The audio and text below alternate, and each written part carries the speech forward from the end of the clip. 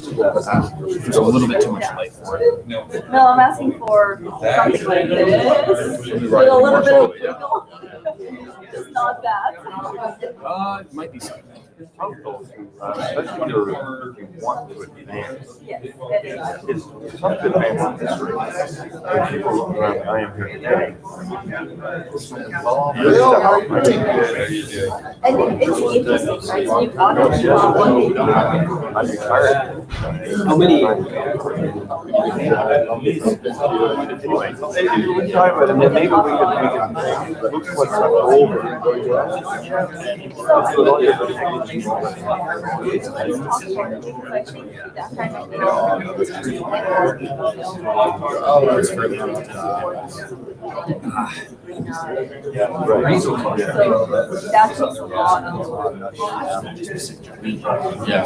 I mean, it looks like what you'd expect from a live stream.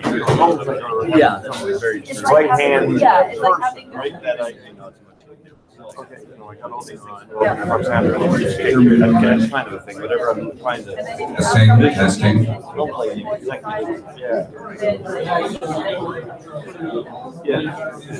Somebody would say to Tom about even if they're, you know, around you can really small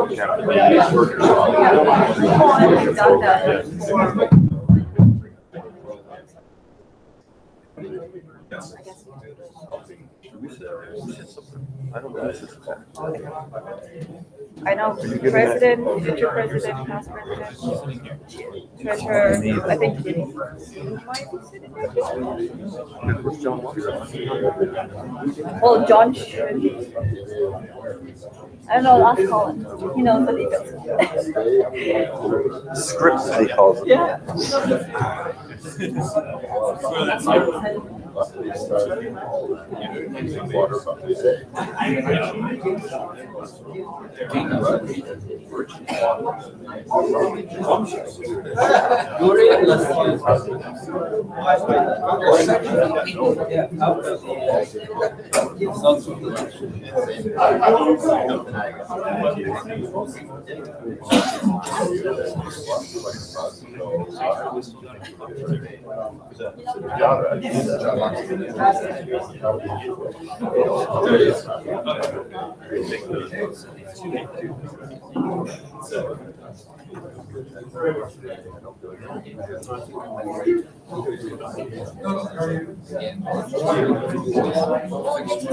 Hey, Ben.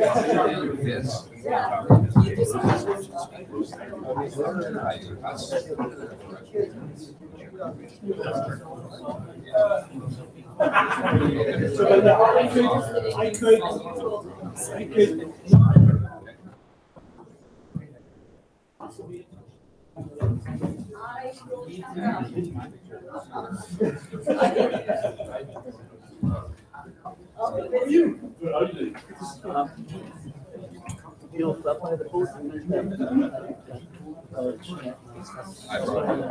Nobody ventures the front row. Nobody ventures the front row.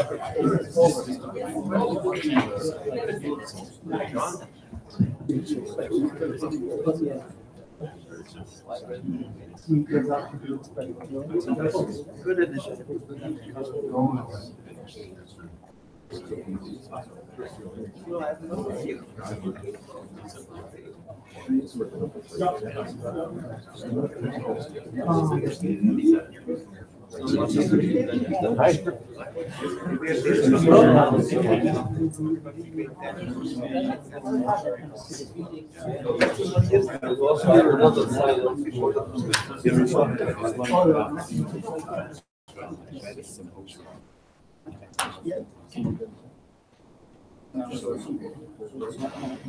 Those are your construction. Good afternoon, everyone. Welcome to the 2018 Annual General Meeting for the Canadian Nuclear Society. Hopefully everybody's been to one of these before, but if you haven't, you'll note that this takes on a fairly formal approach, and we use a fairly straightforward method of doing so. So the first thing I'll ask in this meeting, I'll call on Colin Hunt to verify meeting attendance and ensure that we have quorum. Thank you, Mr. President. I can verify based on the members present here today and 6 proxies which have been submitted to me, the Secretary of the Society, that we meet the quorum requirements for an annual general meeting of our society. There are 6 proxies assigned to members here present. The proxies are J. Cutler, S. Zaidi, R. Sancton, J. Roberts, D. Jones, K. Smith. 5 proxies are assigned to Colin Hunt. 1 proxy is assigned to Benjamin Rubin. Okay, thank you, Colin. I think the next thing on the agenda then, I would ask that you would please, you move something at this point, right, Colin? Mr. President, shown here is the draft agenda for this, the 21st annual general meeting of the CNS. It was circulated to all members of the society more than 20 days in advance of this meeting. And I would, at this point, entertain, are there any suggestions for alteration of the agenda at this time? Any changes or additions by anybody to the agenda? Not seeing any hands. Does anyone, will anybody second? I then move the agenda be adopted as tabled. Do we have a seconder? Mohinder is the seconder. Okay. With that, we'll call for a vote. All in favor of adoption of the agenda? Okay. Any opposed? Any abstentions? No. Okay, then we move that the agenda be adopted. Okay. Next item of business, Mr. President, is the minutes of the 20th annual general meeting of June 4th, 2017. These minutes were provided to all members of the Canadian Nuclear Society more than 20 days in advance of this meeting. I have received no written notice of a desire for change to those minutes, and therefore I would move that these minutes be adopted as tabled. Any discussion or questions on the minutes from the 2017 AGM? Not seeing anything. Do we have a seconder? We have a very enthusiastic second in the front row. Yeah, Matt Delzell. Okay. Any further discussion on the minutes at this time? None? Okay, we'll take a vote. All in favor of adoption of the minutes? Okay. Any opposed? None? Any abstentions? None? Okay, the minutes are hereby adopted. Okay. So the next part of the agenda is my president's report for the past year. So one of the changes I've made this year, I've learned a little bit as being president over the past year. My incoming address, I decided to make based on some bulleted points. And then right afterwards, I was asked, submit my written report. So this time I decided to write it up front. So I have some important points I'd like to make and some things that for consideration for everybody. Standing in front of you here today, it feels like just yesterday that I started my term as CNS president. I can't remember another year that has flown by as quickly as this past one. I've been deeply humbled by the trust that the CNS has placed in myself to be your president for this past year. I've tried my best to uphold the principles and values on which the society is built, and I hope that the members see evidence of this in all that has been accomplished. For those who are not always up to date with the inner workings of the CNS, I'm not going to air that here. But you would be amazed at how much hard work and how many long hours are put in by our numerous volunteers. It's the volunteers that are required in order to ensure that the society both functions and is able to offer as much as we do. Many of those volunteers are here in this room today, and many are not as well. It's when you in my position, you get to see everybody that's involved, and it's a huge number of people. Our volunteers are the heart of the society. Without them, nothing we do would be possible. To those that have not yet had the opportunity to get involved, I say, what are you waiting for? There's nothing more rewarding than serving the nuclear community in advancing the principles that we all understand are so essential in everything we do. Now, there are many ways to serve. I guarantee that the CNS can find a place for you no matter what your skill set or nuclear-based interest. However, there are other ways to serve, and several that are even more important. In my remarks as incoming president, I challenge each and every person in attendance, watching online through Livestream, and again in the subsequent CNS Bulletin articles that I've been a part of. My challenge was this: if you're not going to stand up and be vocal in support of your industry and your community, then who is? I challenged you to have conversations with colleagues, friends, and family, to talk about the benefits of nuclear around the dinner table, around the campfire, wherever an audience may be, and if you're so inclined, as individuals in the political sphere as well. Have you taken up my challenge? It's easy to be silent and just accept the status quo, but we all know where this will lead. The promise of nuclear cannot be silent. It is a story that must be told in a loud, clear voice to anyone that will listen, and even to those that will not. So as much as you may have done over this past year, I say that is not enough. And that goes to myself as well. So I put my challenge to you again. Do not rely on others to deliver this message. Everybody looks at other organizations such as the CNA and says they're the voice of the nuclear industry. They're a voice of the nuclear industry, but we are all individual voices as well that can stand up. I think this is something we all must take on, as we have a very important role to play. There are resources available for everyone to use to help in this agenda. But I believe it's the role of society to help our members in carrying this message to the public. This is a project that I'm looking at taking on as past president. I want the society to be able to assemble the resources to help the members, to be able to go have those conversations, to give you the facts and the other options that are available for people. And that's something I'm going to do over this next year. So on to more looking back over the past year. So since last year's annual conference in Niagara Falls, where my term began, there's been a busy schedule to maintain. The following lists the highlights of my year. I know there's likely some things missing here, but these were the main events which I attended. I attended the CMNCC and FSEP conferences. These were our two major conferences in Toronto last fall. Represented the CNS at the ANS winter meeting in Washington, DC. Held a meeting with the Toronto branch, which turned out to be a very nice pub night. I thank Mo for putting that on. It was excellent. That was the one major piece of advice I took from Peter last year. My first act was to arrange with Mo at the Toronto branch to make sure we had a meeting, and we did. Also performed interventions at the CNSC relicensing hearings for Chalk River Labs and for Bruce Power.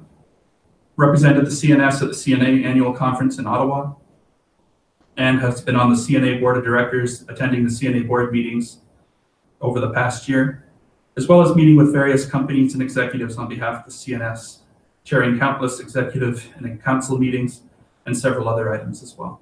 I've greatly enjoyed all of these things. However, I must confess that I certainly did not do all of the things that I had intended over this past year. Over this past year, I took on some new responsibility in my non-CNS job, the one that actually pays me and allows me to be here, and had some other issues that came up which required my attention on the home front as well. Unfortunately, the items that suffered the most were some of the most important ones I consider, and some of the ones that I was most looking forward to. And this involves mainly visiting the branches. It was my intent to visit all of the CNS branches and meet with all the members and the executive teams of those branches over the past year. I was unable to do so, and for that I am truly sorry. But to those branches and branch chairs, some of whom are here today, I'd ask if you're still interested in having me, with maybe 4 extra letters in my title, I'd still like to come and meet with you and with your branches. And following the theme of the excellent night with the Toronto branch, I am a firm believer that the president's visits to the branches need to be fun. You don't want somebody coming to lecture you on what the CNS does. You already know that. You're part of the CNS. So I believe that social evenings and networking are much more fun, and that's what the society needs more of. If we want to grow membership, we need events like this. People don't join the society and societies such as the CNS just to add extra work to their plate. They also need it to be fun. They need to feel included. They need to see value for what they get. And this can be done through networking links as well. And it doesn't have to be just when the president or the past president shows up for a visit. The society continues to evolve. It is not perfect. It can always be improved. Those of us who are part of the nuclear community can certainly appreciate the concept of continuous improvement. It's the goal of every CNS president to inflict positive change and to leave the society in a better place at the end of their term compared to the start. That said, there's still much work to be done. And even though I may be passing the responsibility of president over to Dr. Luxett, I will not be disappearing. After today, I will take on the role as past president, which brings on a series of new challenges and responsibilities. I am looking forward to supporting John, the executive team, council, and the CNS membership to continue to improve, to drive efficiency so that we can do the most good work with the resources that we have, and to offer highly professional events, conferences, and courses that will lead to the nuclear power industry, as well as other areas of the nuclear community. I may be moving on from the role as president, but I'm not going away. You're going to get that message, I think. I still believe that there is much work to be done, and I look forward to helping shape the future of the CNS. Last year, when Dr. Rosenmeyer passed on the presidency to myself, he made the promise of offering his support and assistance over this past year as president. Peter certainly kept this promise, and for that I'm truly thankful.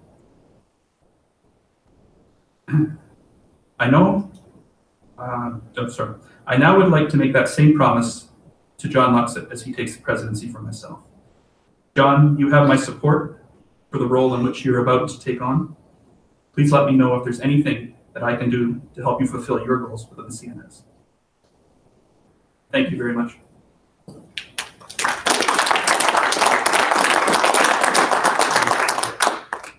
Okay. Next on the agenda is the Treasurer's report. So I'd like to call Mohammed Yunus up to the lectern.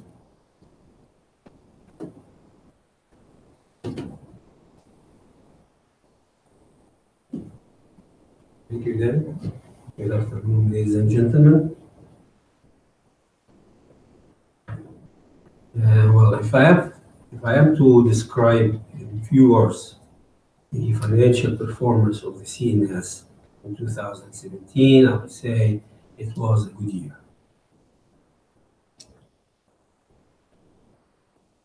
So Canadian Not-for-Profit Act requires that an organization similar in nature and size to the CNS hires a chartered professional accountant for short CPA to perform a review engagement in order to ensure that the organization is handling its finances in a reliable manner and the best interest of its members. The external CPA whom we hired to do the review engagement in 2017 has concluded that the financial statements present fairly in all material respects the financial position of the society by the end of 2017. A review engagement of the CNS finances has been conducted since 2014 and will continue for 2018 and for the subsequent years. No full range audit is required. The financial statement is on the CNS website.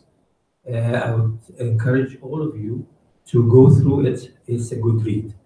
The financial statement has 11 pages. The first page contains a statement of financial position and its approval on behalf of the CNS, signed by the President and the Treasurer. Page 2 presents a statement of operation, whereas page 3 shows a statement of changes in the CNS assets, whereas page 4 presents a statement of cash flow. Pages 5 to 10 include notes to the financial statements, whereas finally page 11 shows a schedule of expenses. Okay, every year, at the beginning of the year, every year the CNS Council approves a budget during the operation of the following year. And in 2017, the projection was,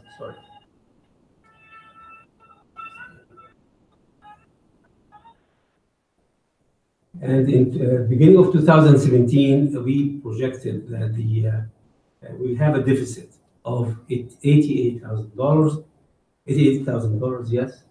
And as you can see here, and this is essentially is the difference between what we get in and what we expend. So in that year, we expected that we'll expend more than what we get in revenues, and the difference was 88,000. But during the year, the performance was much better, and we actually, instead of suffering a deficit, we actually realized a gain or a surplus of $13,000. Where did this come from? You can see that we gained both from the revenue, the net revenue, and from the expenses. While the net revenue increased by 67,000 than what we predicted at the beginning of the year, the expenditures also went down by $34,000.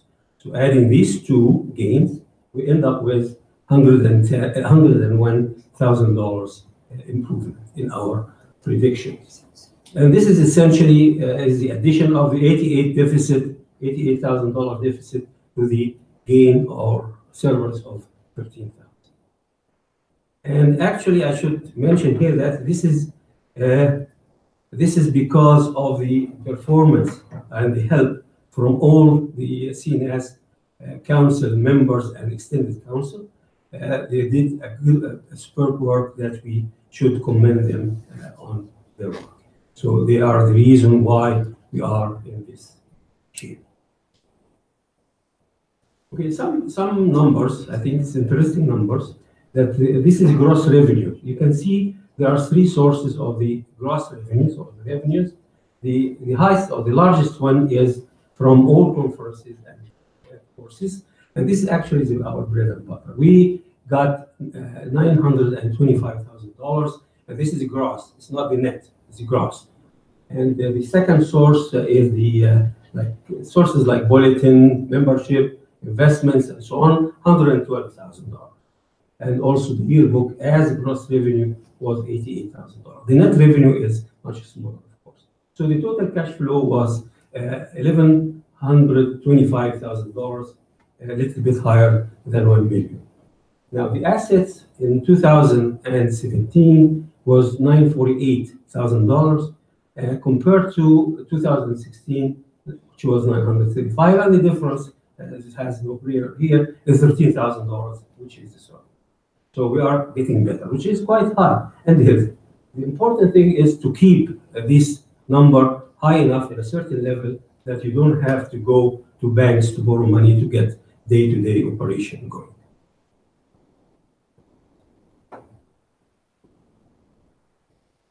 Yes, next. I don't think we should go to this one. Okay. This is an important, actually, slide.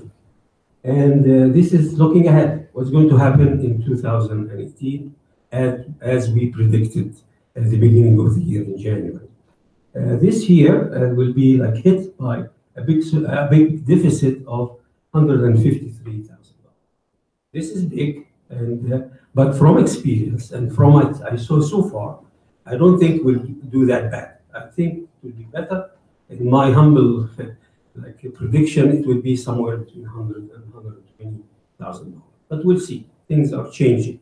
But for now, we'll go with the original prediction, which is $153,000 deficit. Should we be alarmed? I would say no, because this is not unusual. We have been doing that for years. That due to the irregular frequency of the large conferences. 1 year, we'll have so many events, courses and conferences. The following year, we don't. So, of course, the revenue will get hit because of that. So the trend was the bad year bad year or years, sometimes 1 or 2 years, followed by good years and so on. So it's a cycle.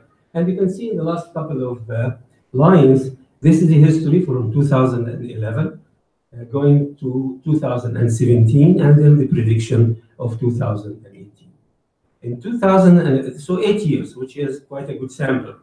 In 2011, the equity for membership was $955,000. That was the peak. This is the highest ever, as far as I can go back.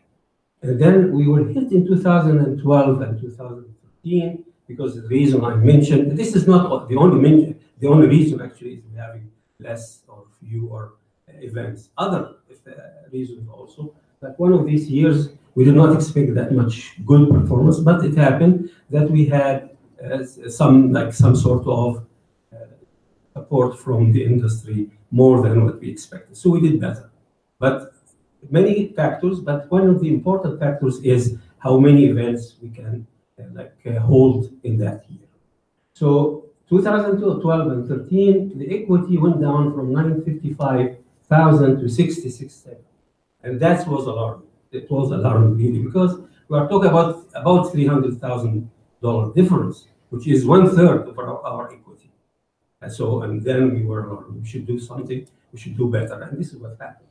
So the big hit actually was 2013, and no wonder it has 13 in it. So, but the next 3 years, we did very well. Actually, we recovered almost most of what we lost. And then 2017 was a bonus.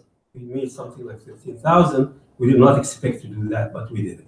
So at the end of 2017, what we have is $948,000, almost close to what we had in 2011, almost. So we recovered all the losses happened in 2 years, in 2 subsequent years.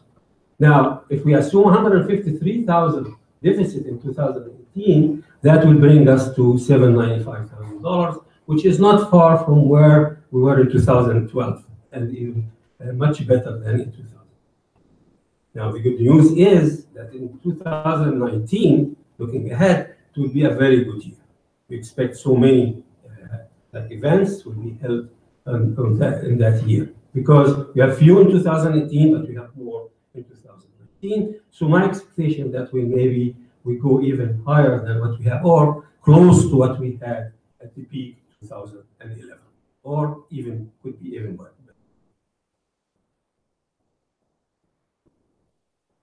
Yeah, I have this actually first time I put something like that. It's just to give you the idea, some idea of what the finance team do, and based on the in dealing with the financial situation like we do, we use some procedures and policies.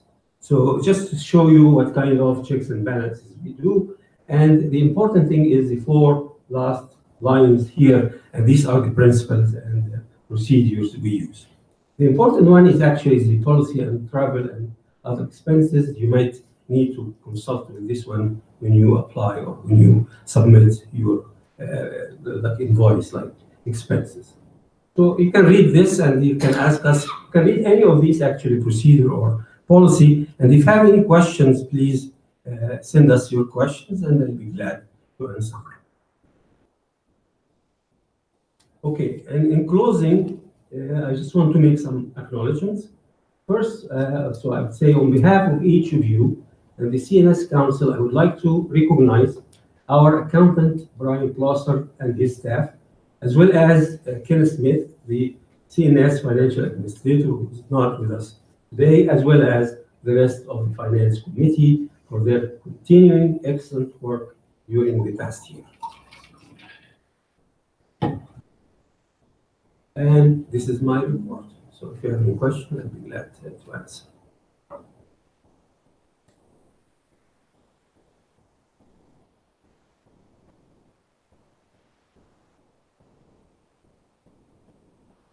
Go to the motions? Yes. Okay.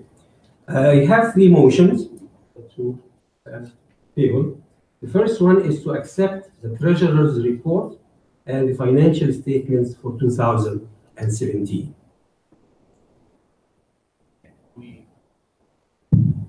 Do we have a seconder for that motion? Alexander? Okay. Any further questions or discussion on the motion? No? I'll call for a vote. So all in favor? Okay. Any opposed? No hands. Any abstentions? None? Okay, so Mohammed's motion is carried.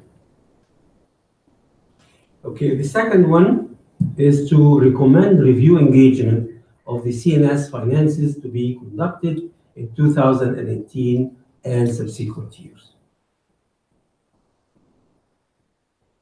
Okay, with that. Any of this? What is the cost per year? The difference in cost, like I said, because the other alternative is to have full audit. We are not required to do full audit, and it is more expensive. The difference, I have actually a slide if there's any more question that shows the difference between the two. The review engagement is some sort of short form kind of the full audit. What we are required as like CNS in our size and nature of work, non-profit organization, is only the review engagement. And the difference in the conclusions will be the same. Like I have this slide. But anyway, they conclude the same. The only thing is that the full review, the full audit, will consider so many data, so it will be more expensive. How much different? In my opinion, something between 10 and 15,000, which we don't have to do it. Like we are not required. For the subsequent years, do we ever envision doing the audit? No, just trying to make the point. We don't need to do, and it's more expensive.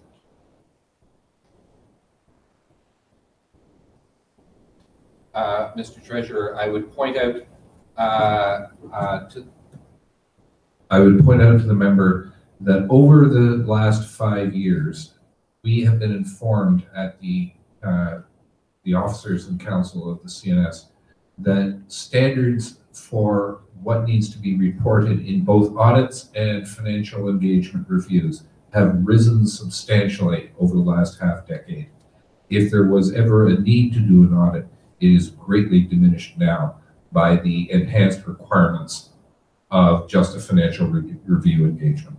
Thank you. That's a good point. Actually, I forgot to tell you that the level of the review engagement now is almost equivalent to what it was 1 year ago, because both of them went up. So we are really doing the auditor or the reviewer is doing very, very thorough job. So. What do you mean by subsequent years? Does that mean every year, or every 2 years, or every 3 years? No. This means that I'm going to, or the treasurer will not come to you asking for your approval from now on. So we will have, if we approve or we go along with this motion, so I don't have to come, or treasurer doesn't have to come to you again, the AGM, to get that permission. Sorry, it was a question of information, how often this occurs. Well, every year we do it. It's required by the corporation Yeah, that we produce a review every year. Yes, that's correct. It has to be done every year, for every year. Okay. Any other questions? Okay, so Mohammed's motion is on the floor. Do we have a seconder for that motion? Wilson's hand, I think, was up first. Okay. Any further questions, discussion on the motion before we vote? Okay. All in favor? Okay. Any opposed? No hands. Any abstentions? None? Okay. Motion is carried. Okay. The last third motion is that to appoint the public chartered accountant, Mr. Timothy Aruleta, for the review of the CNS finances for 2018.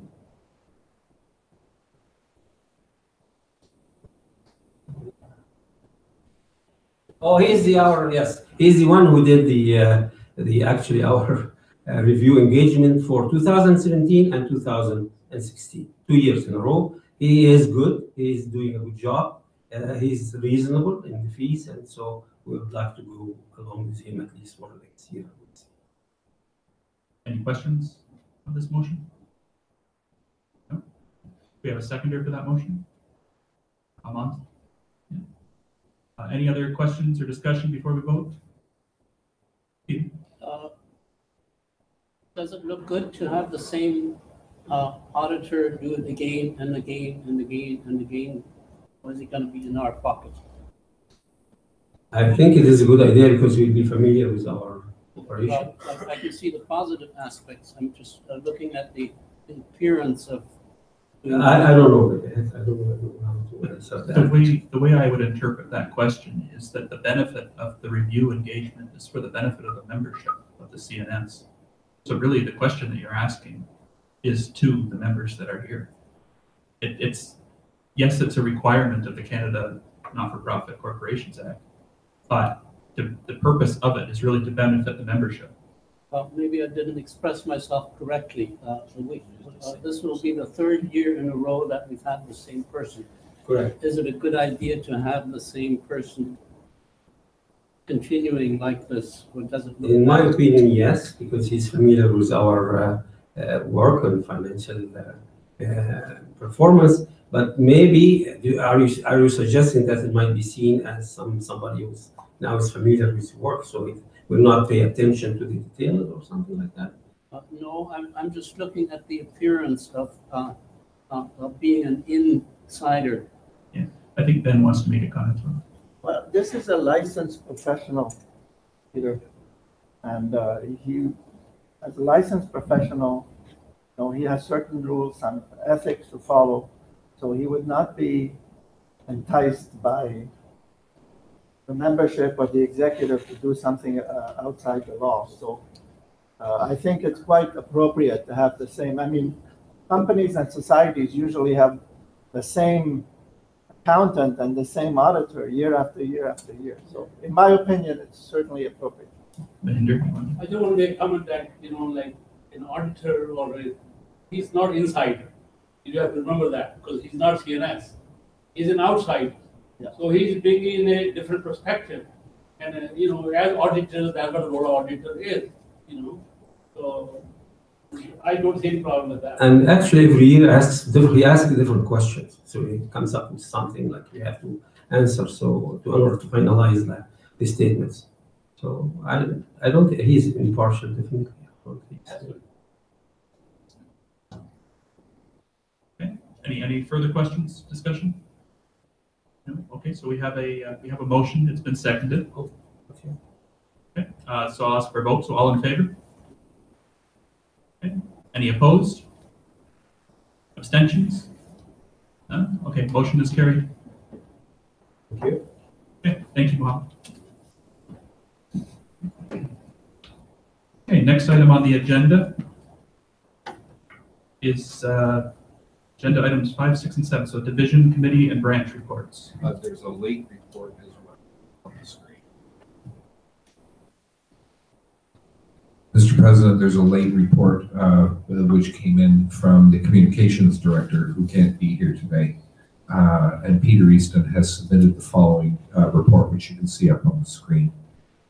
The only comment I would make is that based on the recent appearance the CNS made before the Canadian Nuclear Safety Commission a week back in response to the relicensing of Bruce Power, our submission was noted and greatly complimented by Bruce Power interveners, and also Point LeBreau was also very impressed with the work we had done. So this is just a short report from the communication director. Okay, for that, Colin. So next then I'll call Keith Stratton to deliver the program chairs report and also work through the division chairs who may be present today.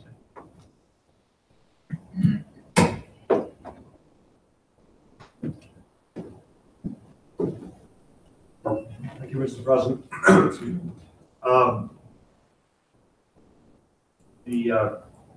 Before I start, first of all, you heard in the treasurer's report about deficits and finances and whatever. So it gives me part of the program. The whole idea of the program is to run by the division chairs primarily, so they take the responsibility to organize events. All technical courses, conferences are run by division chairs. They depend heavily on volunteers, and the these events generate the other source of revenue besides membership fees. So, and that's what enables the CNS to carry out its mandate of educate the public, intervene on the nuclear issues with the CNSC and things like that. So, and it relies very heavily on volunteers, of course. So the last year, we had 3 conferences, which was the annual conference, which is generally run by the executive, and then we had 2 technical conferences, the fire safety and emergency planning, and the can-do maintenance and nuclear components conference. So those were 3 significant conferences. As you can see, there was 712 paid registrants, which included people that represented the sponsors and the exhibitors. And on top of that, the divisions also presented 4 courses, as you can see, and of which 163 people availed themselves of that opportunity. So the challenge with putting on events, of course, is how many can you put in a year before you reach the saturation point of volunteers and interested people to come to them. Because in many cases we're knocking on the door for the same sponsors for all these events, mainly the utilities, which are big sponsors. And so part of each year we have to plan the events for the year, and that means this particular 2018 was when you do some conferences every 3 years, some conferences every 2 years. The only annual conference is the annual conference. So this year was a little low in the number of conferences, but there is a limit to how many we can do in a year. So if you want to look at and somebody wants to say, well, let's run more events to get more revenue. It's not that simple. It's a very strategic thing you have to look at, which conferences win and not compete with each other. So we'll just carry on in the next slide here. So part of what we've been trying to do as well, Ruth Baraney and I are the co-chairs of the program, and Ruth will take over from me here full time, and she'll be looking for a co-chair as well. So we've completed a major revision of the conference manual, which took a lot of effort, and also took a lot of effort from the people reviewing. A lot of them at this table, and we're trying to bring in some sort of a standardization for people. You call it knowledge management, which is kind of a phrase tossed around so that the younger people can come and look at some reference that shows what you need to do to run conferences properly.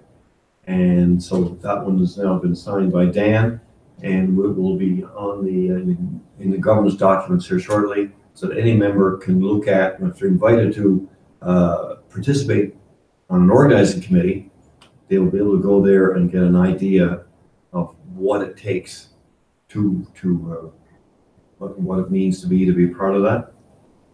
We're also looking at some IT improvements in looking at the registration. Every time everybody registers for a conference like this, for example, all the information is entered into a database, and we've been looking at ways to improve the analysis of that data so that we can understand, again, the trends associated with conferences, which conferences were successful on not just dollars, but who's coming to this conference. Are they members, non-members? Are they registering early, or registering late? Trying to come out with an idea, or make some decisions around how do we approach these conferences, and how do we set fees? How do we make sure that when trends go down, why are they going down? And that's what we've seen. In some cases, some conferences, the trends are declining. So out of that means we have to look at some new conferences. We've generated 2 new divisions over the last couple of years. The Generation 4 and Small Reactor Conference, which Wilson Lamb is the member of, or the leader of, along with Matthew. And we have another new conference which hasn't run a conference yet, which is a materials and fitness for service division. So all of this is to help with that. Every conference needs reports written by treasurers and conference chairs. So the idea then again here with this IT improvement is to have a general repository of all these reports so that we again can have a base of reference. What was good in the last conference, what worked well, what didn't work well, things like that in the treasurer's report, which will again be useful going forward. And out of that, we have a webmaster, Elmer Lakovic, and his support was greatly appreciated to do that. Next slide. So I'm going to just basically, we're going to flash through some of the divisions that aren't here today. And this is Elizabeth Barron and Pauline Watson division. And so you can see they ran some courses on did a supercritical water reactor information exchange. The main thing they want to point out here, I think, is there's a conference coming up in this year in October, International Conference on Numerical Methods in Nuclear Engineering in Ottawa. Ottawa, as Ben pointed out to me earlier today, is a busy venue this year. We've got 4 conferences or so in Ottawa. And fuel technology with Paul Chan and Andrew Burdell. So again, that course, 2019, they're getting ready for another conference, which is the 14th annual conference on CANDO fuel. And we've already decided who the chair is going to be. And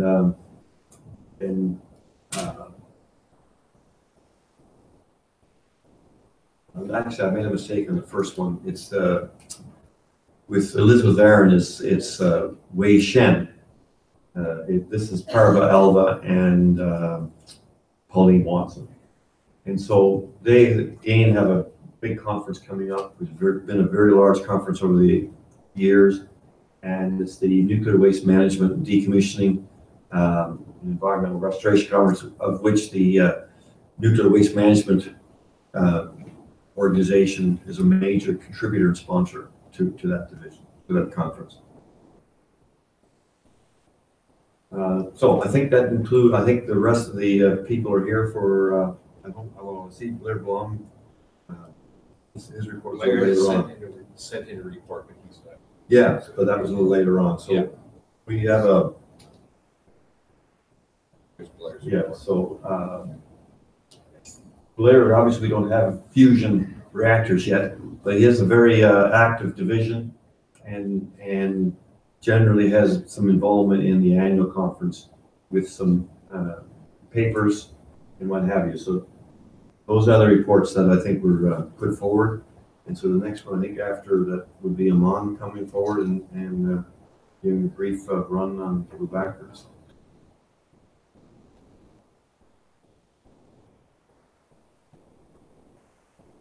All right, so then Amon and we talked about nuclear operation, and I see, so Wilson has a report here, I think, and Nick Simon, you have a report there too, don't you, Nick?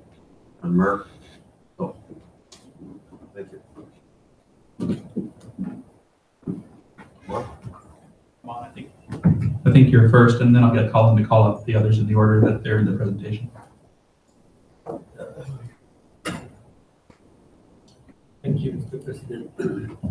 So the last year, the Nuclear Operations and Maintenance Division mainly focused on planning and running the CANDO maintenance and nuclear component conference. In the past, we used to have maintenance conferences, but last year we also included the other conference, which was International Conference on Nuclear Component, as part of the CANDO maintenance conference. So this conference was held in Toronto last fall, and it was very successful. from my perspective, about more than 275 people participated, and it had some unique features. And one of them was the utility engagement, where we asked the utilities in advance of the conference to submit their issues and challenges that they were facing currently. And then we held a brainstorming session and discussion to generate some ideas towards the solution of those challenges and issues. And it was perceived as a very successful event in the conference. And we intend to suggest that in future Can-Do maintenance and nuclear component conferences, this feature be a kind of permanent feature, because after all, Can-Do maintenance conference is a flagship conference, and the objective is really to help the utilities to achieve their goals and objectives of running the stations safely and, of course, with competitive pricing of the generated electricity. So we had also Can-Do around the world dinner the second day, and we were able to get the Ontario Minister of Energy to participate, and he was very supportive of the industry and saw that the future of nuclear in Ontario looked pretty good because of the support that he and his government were able to extend to the industry. In terms of the finances, the numbers are there. We had a revenue of about 275K plus, and net surplus of about 62K. Initially, we were kind of concerned that we may not achieve the target, but we came pretty close to the target. So the success of this conference was mainly because of the volunteers and the support of the executive as well as the council. But most importantly, the conference was sponsored by OPG, and they provided an honorary chair who was very active and supported us throughout. So a report has been prepared where we provided the lessons learned from this conference and going forward what to do and what to avoid. NOM division, the nuclear ops and maintenance division, continues to encourage the utility participation and enhance the membership in the CNS. Thank you.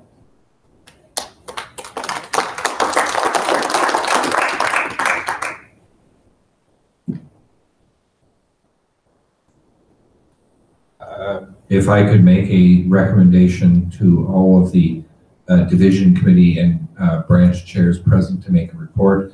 We have a lot of reports to go through. I would ask everyone to keep your remarks to 2 minutes or less. Thank you very much.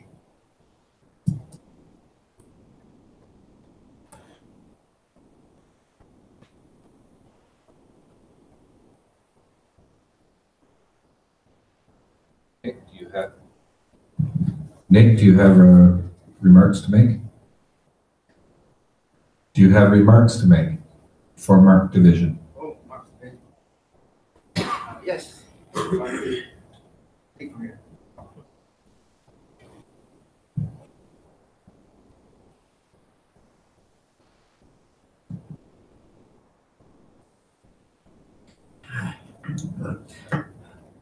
Hello, colleagues. Yeah, a little bit of history of Mark. Some time ago, I think around 2010, Professor Tony Waker from UOIT came over and suggested that CNS should have division, which would deal with radiation protection as well as medical applications applied as a result of radiation protection. And this was approved, and Mark was born. After a while, he was busy with his professorship at EOIT, and I was suggested to take over and carry on with it. So in trying to put Mark on the map, we needed to have some kind of, call it, division should have an appearance, do seminars and such. And I did not find that the outsiders would come to CNS division to sponsor this. So I decided to approach other divisions, other associations. There was COMP, which is the Canadian Organization for Medical Applications. And they said, well, you don't have a name in radiation monitoring, so we will do it with another organization called CRPA, Canadian Radiation Protection Association. And 2016, I gave a talk in South Africa on radiation control in outer space, and found the entire executive of CRPA in there as well. I approached them and said, look, you're going more and more into the medical field, whereas CRPA began as part of Ontario Hydro at the time in doing radiological instrumentation. And CNS is moving into the nuclear field, with the nuclear field, due to governmental intervention, is declining. And nuclear produces radiation, and you're applying radiation for the benefits of humanity. So could we have something together? They were receptive to this notion, and we began a series of cooperation. And last year we had their signature, and it is now part of the Association of Cooperative Agreements between the two of us. So I suggested that we should have a common conference in there. They said, well, we only have one conference, our annual. Can we combine it with the CNS annual? Now, the CNS annual is sacrosanct. It is strictly for CNS. Inconsiderably beyond 2 minutes here, if you could wrap it up, please. Oh, okay. All right. So anyway, it's now we can have a niche in here. My suggestion was accepted, and we began a series of talks in here. And that's where we are now. And we hope to proceed further into next year. And hopefully we'll have a successful conference in the future. Thank you.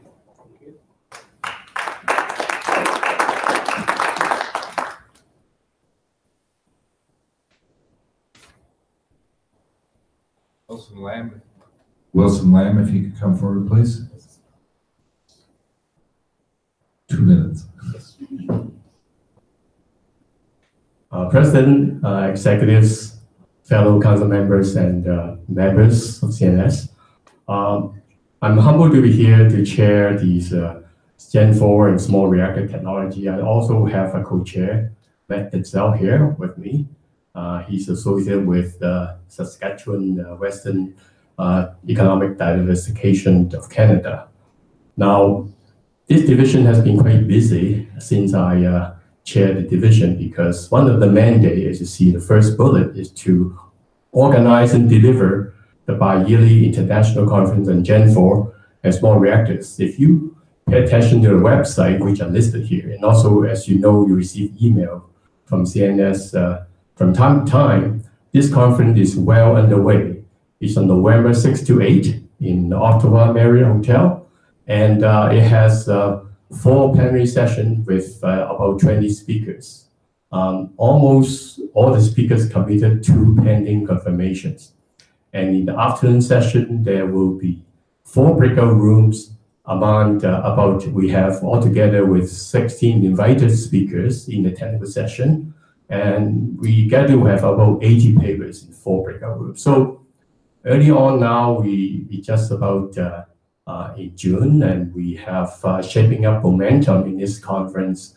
Speaker get committed, papers submitted. So we're pending on exciting conference coming up in November. For those who haven't really registered, I encourage you to sign up immediately to avoid disappointment. So the second bullet is to encourage Canada-wide participation, share information on Gen 4 small reactors.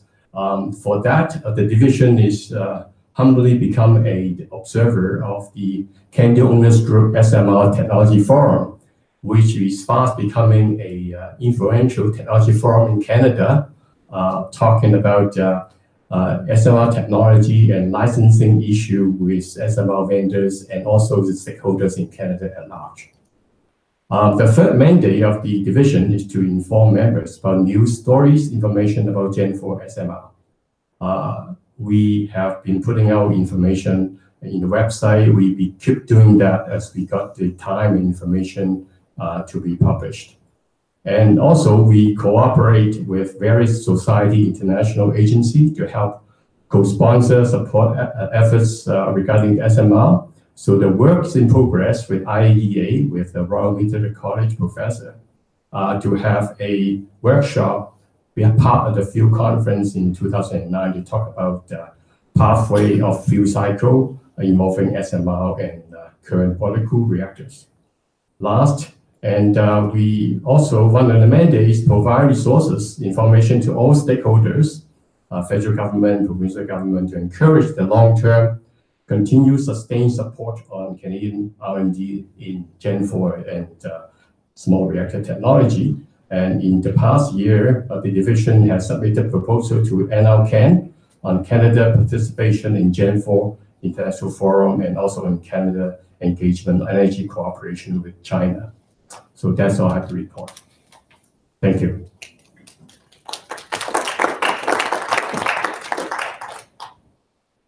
Okay, I believe that's it for division reports. So next we move on to committee reports for those that are here. So the first is the ECC committees. Roxander.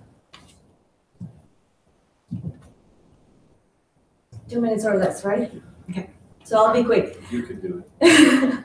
First of all, I would like to say thank you to my co-chair, John Roberts, who's not here right now. He has done a tremendous amount of work this year, making up for all my missing in action.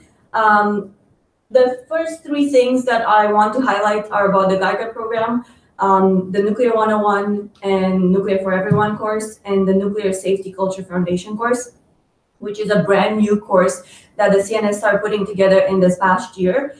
John Roberts and Pamela Toom, who should be around the conference this year, have done a tremendous amount of work with a very good group of volunteers putting together this course. The first was delivered at Hatch in 2017, and it was a great success. And there's going to be another one coming up in mid-June in Arnprior. One of the greatest lessons learned that John wanted me to highlight there is mentoring and coaching of new instructors to keep up with the demand of this course. And that's something that Matt also can talk about in terms of Nuclear 101, Nuclear for Everyone, where we want to put more effort into training new people to be able to keep up with the demand and have a greater reach with these courses. For the Geiger program, I would like to say on behalf of the entire CNS and the ECC, thank you to the Canadian Nuclear Safety Commission for their grant. With the help of their grant, we've already put 15 kits in schools across Canada, and we have another 20 kits on the way for this coming year. As well, we've been, Brian has been putting a lot of effort into trying to train a new group of people who can help us support the Geiger program, to support the teachers, to put together the kits and send the kids off to schools, as well as provide the technical support that comes with it. And that's about it. If you're interested in helping out, Brian is there for Geiger program, Matt is there for Nuclear 101, Pamela will be around, approach one of us and let us know. Thank you. The next committee report is the Finance Committee. Who's speaking on behalf of the Finance? Mohammed? Please don't fall off the platform. Okay, we have two reports. One is short and one is long. So can I have 4 minutes for two? 2 minutes. 4 minutes for two. 2 minutes for two. 4 minutes for two. Okay, the Finance Committee is made of following people: Admin Bays, Heath Stratton, Winder Singh, Ken Smith, and myself. So during the year, we have activities such as preparation of the annual budget, which takes a long time, especially from Ken. Ken actually is spending many hours in order to do all these activities. To provide guidance to the CNS Council on financial matters is an open question. Recommend appropriate investment strategy, and this is like a recommendation from the Finance Committee to the Council or to the Executive to approve. And finally, advice on developing policies and procedures that I refer to in my Treasurer's report. Any these procedures and related to financial operation is done by this committee. And that's my report. Next is the scholarship. Okay, sure. Okay, so next is H&A Committee, so Roxandra again. Okay, so for the honors and the words, the committee members are there and you will meet some of them on Tuesday at lunch as well. Some of the activities, so the main one is to put out the call for nominations for this year's awards, and then to take all the nominations that are put forward and review them. I would like to say a big thank you to my committee. It was a tough year. We've had almost 19 or 20 nominations. So as you will see during the luncheon on Tuesday, we have 13 recipients this year. Some of them are teams, some of them are individuals. It was a very hard choice to pick these nominees, these recipients, because all the nominations were very good. So there were over 3-4 hours discussions to try to figure out where who the recipients are. The other activity that the HNA is doing is representing the CNS on the Engineers Institute of Canada Honors and Awards Fellowship Committee, Honors and Fellowships Committee. So I am part of that committee, and on behalf of the CNS, review all the EIC nominations that come forward from all the EIC members.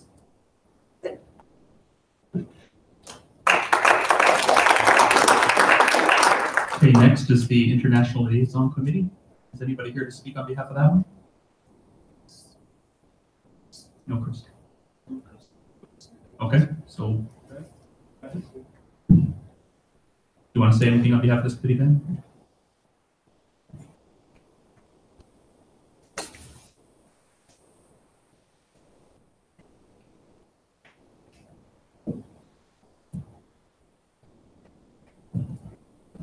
So the CNS should not be insular.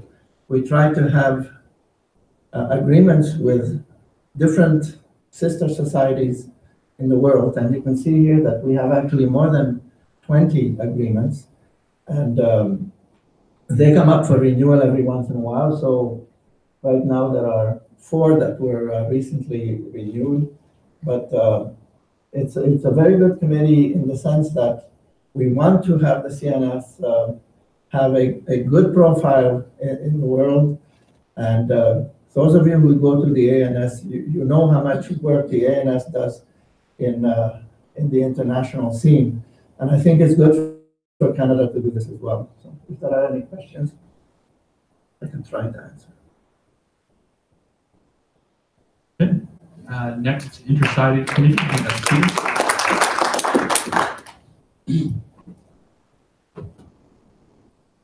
Thank you. Two quick things there. The first one is the AIC. Rosandra mentioned the AIC award. Is year after year, we call on our members, CNS, to try and have active participation in the award. Year after year, we don't get nominations. So I'm using this opportunity as International Inter-Society Committee Chair to appeal to all of you that when Rosandra sends out her call for nominations for the award, please look for qualified people and get them nominated so that we become active in the awards that AIC is giving out. We were lucky to have one last year, Mohinda, for several years before that we didn't get any. So please. Then the second thing I want to talk on is slightly related to the international committee, which is the INSC and the PNC. These are organizations, that's International Nuclear Society Council and the Pacific Nuclear Council, which we are active in, and we encourage you to participate in their activities when they come up. Thank you.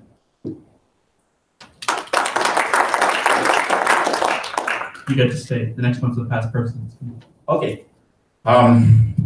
I think this is the one I enjoyed most in my last 1 year, past presidents committee. I just have the first fortunate announcement. We lost one of our past presidents between the last AGM and this AGM. It's somebody we all know, Dan Manelli. So I think I will leave that to the president for later. Otherwise, what we did throughout the year is to try and energize all the past presidents. That was one of the actions I took when I became past president. Try and reach out to all living past presidents and make them to be part of active in the CNS, and then quite a lot were. And the other function we carried out as a team for the year was the election to council and the executive. I think that will be coming up later. Otherwise, it's been a fun year as past president, and I think I'm happy to hand over to Dan after this AGM. Thank you.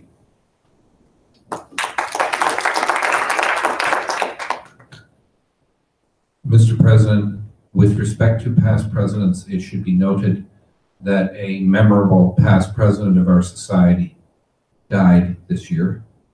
And I think it would be appropriate that at this time, at this annual general meeting, we commemorate the passing of Dr. Dan Manili with a minute of silence.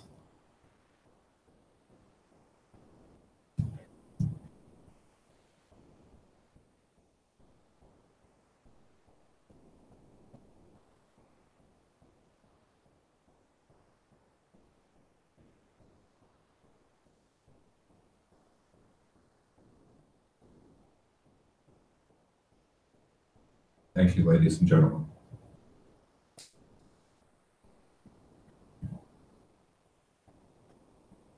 Okay, next up is the membership committee. Ben?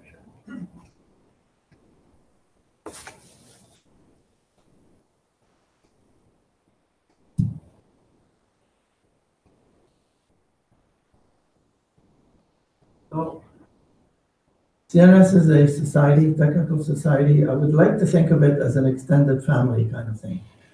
And we try very hard to stimulate and encourage membership.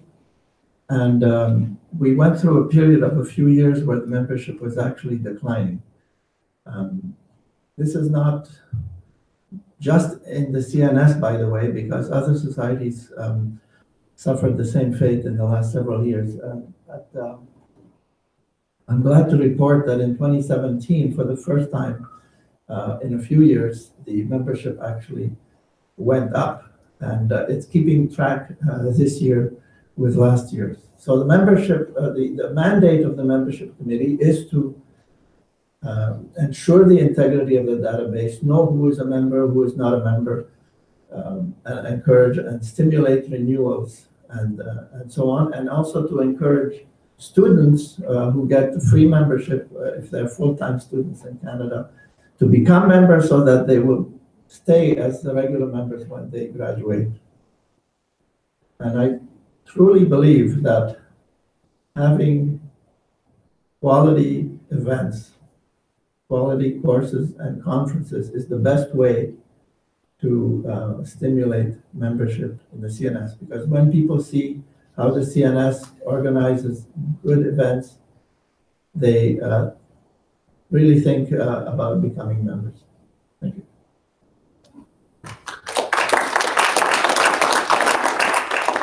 Okay, next is Mohammed, the Scholarship Committee. Scholarship Committee is made of many hardworking people like Nexion, Jad Popovich, Wei Shin, Sandra here, and Nick also is here, Mohinder, Adrian Bass, and myself. This year, the CNS has offered 2 undergraduate scholarships, $3,000 each, and 1 graduate scholarship at $5,000. The committee had to choose these winners or these these people who get the scholarship from 4 undergraduate applications and 3 graduate applications. So, and it was hard, like so many of them are very close, but we had to make a decision. We had to choose 3 out of the 7, and we did. In addition to next year, I think we have also, I'll ask the council to approve the same level of scholarships, but we'll see what happens. Next, in addition to the scholarships, we also supported 2 students to attend the Z2 reactor safety and instrumentation summer school at Chalk River by paying their registration fees $500 each. And the students, of course, they will pay for their accommodations and others. So it's a small amount, but it is appreciated also. So that's my report. This is Thank you. The next one coming up is strategic plan. Colin's going to talk to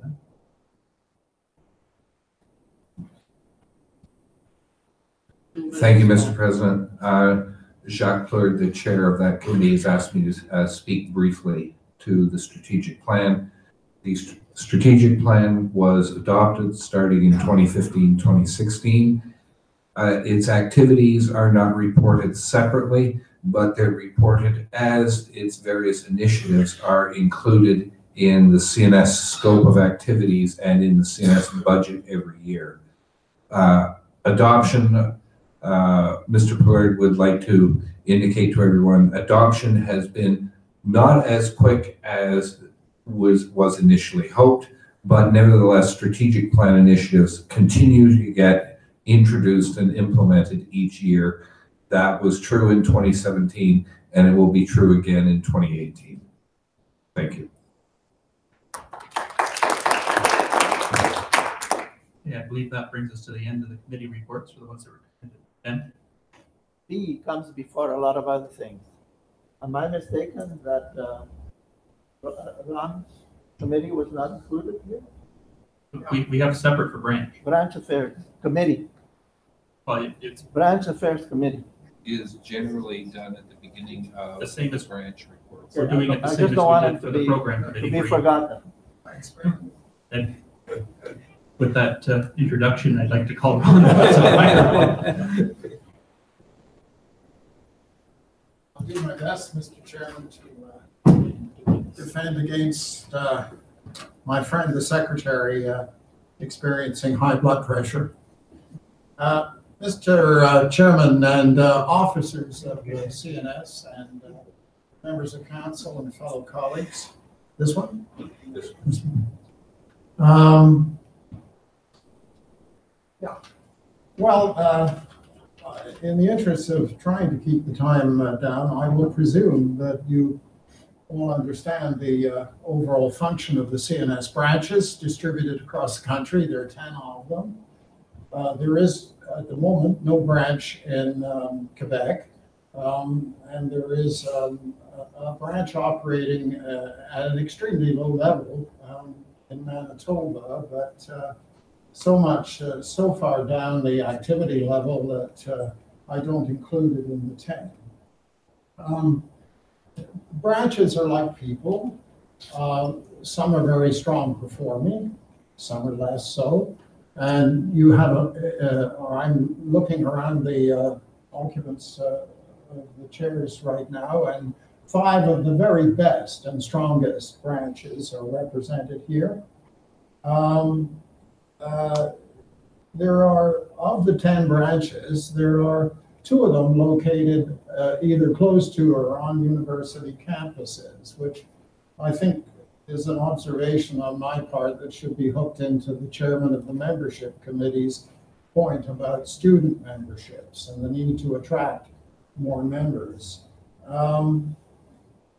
One of the things that has happened during the year is that the annual December face-to-face meeting, which takes place in Toronto, is now, I consider, a routine. And this meeting serves as a sort of clearinghouse for successes to be shared, problems to be shared, and strategies to be planned for the forthcoming year by the branch chairs. And we've had 2 of those so far, and I'm optimistically saying then that this is an established routine. And as a way not only of serving as a clearinghouse for problems and successes for the branches, it also does a lot to help integrate the branches into a branch network, rather than, I think earlier, when some of the branches at least considered themselves orphans rather than members of the family. One of the things, again, I cross-connect into another committee, this time the International Liaison Committee. One of the things that we did successfully in the branch network in the past year was implement the inaugural run of the International Speaker Exchange Program. And we had a speaker from the Nuclear Society abroad that we first chose as a partner among the 23 that we have memoranda of understanding with. We chose the United Kingdom Nuclear Institute, and we had a speaker come from that institute and do a week-long tour of 5 branches in Ontario and in New Brunswick. It was very successful. Interesting speaker. Everything clicked together because of the work of the chairs of the respective branches. And this is a program that operates on a 2-year cycle. So the first year, the offshore visitor comes and speaks to us. The next year, a CNS expert goes to visit that country. And on that point, our secretary, Mr. Hunt, is going indeed next weekend to visit the UK for the reciprocal visit. The council has approved in principle that we increase the frequency of the activity of this program so that we have an incoming speaker once a year. But that remains to be done yet, because that will require extra work. But unless some of you are getting twitchy, especially my colleague at the end of the head table here, the treasurer, this is a program which requires very modest funding for its operation. So once a year is perfectly within our scope to carry out successfully. Speaking of success, the other thing I want to report on very quickly is that, led by the Durham Region branch, and with other branches participating, the UOIT branch, the Sheridan Park branch, the Toronto branch, and the Golden Horseshoe branch. I think I've covered them all. All of those branches, led by the Durham Region branch, staged last October an immensely successful event. This was a job fair, and around 400 students attended this job fair. It was terrifically successful. It was aimed at being revenue neutral. In fact, it realized about 1.32K for the benefit of the CNS and our activities and programs. And so it's proper that that be included as a highlight. And this is such a good and positive event, completely in alignment with our efforts to carry out our purposes as stated in our mandate, and also a good way to draw interested new people to become members of the CNS, that it's something that we reported to the CNS Council should be undertaken, depending on circumstances, of course, and probably at a more modest level by other branches in the 10-branch network.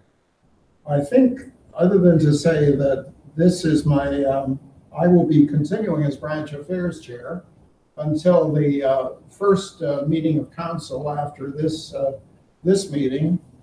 But I seize the opportunity to say what fun it's been doing this work for the last 2 to 3 years. I've enjoyed it immensely. I've enjoyed working with these very good people who are leading the branches in the CNS branch network. And I've enjoyed my association with the executive committee and the other members of council. Thank you very much.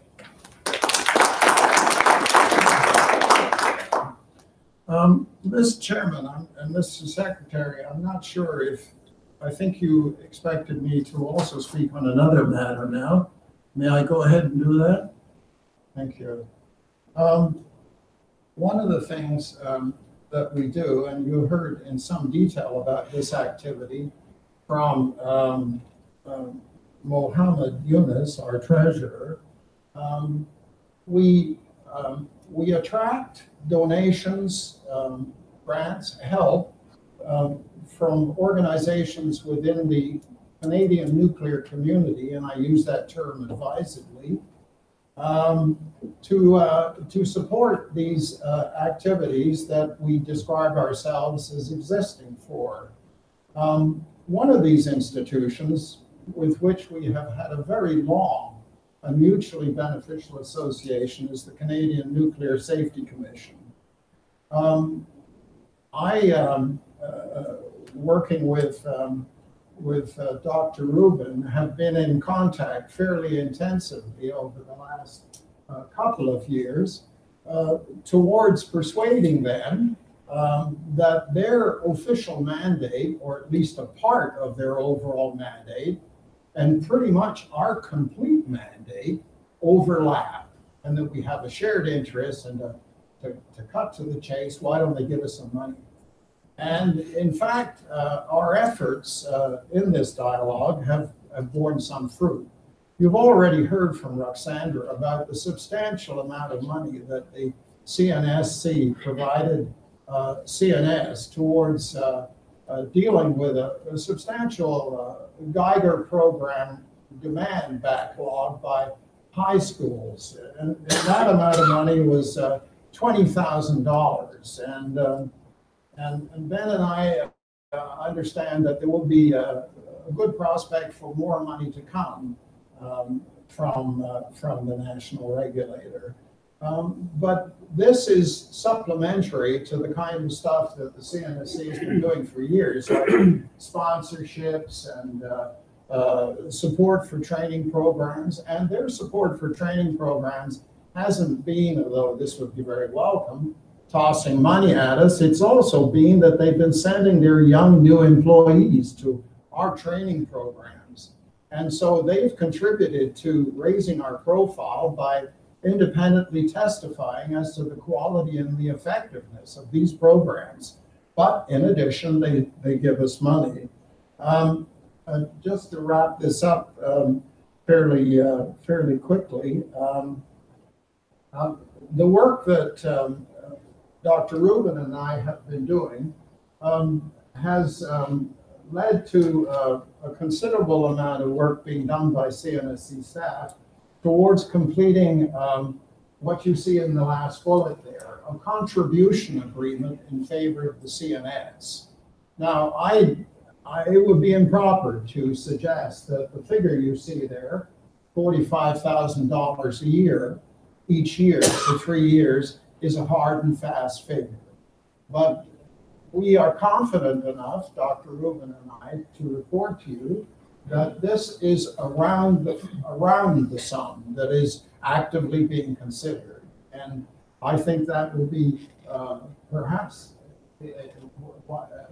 very, very close to what we will see on the agreement. And the agreement it should be ready early in this fiscal year. And of course, the CNSC operates on a 1st of April beginning to its fiscal year. So it hasn't happened yet, but it's better than the checks in the mail. I want especially to mention a couple of things in this general connection. Dr. Binder, as you all know, the president of the CNSC, very disposed towards the CNS, recognizing that what we publish and what we actually do in the way of outreach and disseminating information of an objective nature as to the benefits of nuclear energy and ionizing radiation. He's been very instrumental, of course, in directing his staff to provide us with support. And at the next level down, I would like also to mention Vice President Jason Cameron of the CNSC, a most helpful, courteous, and well-disposed towards this officer of the CNSC. I think that's all I have from this subject, Mr. Chairman. Thank you.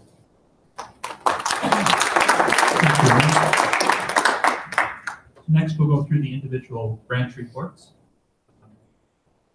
I'm not sure if we had reports submitted for each branch or not, but we'll go through them in the order that they appear.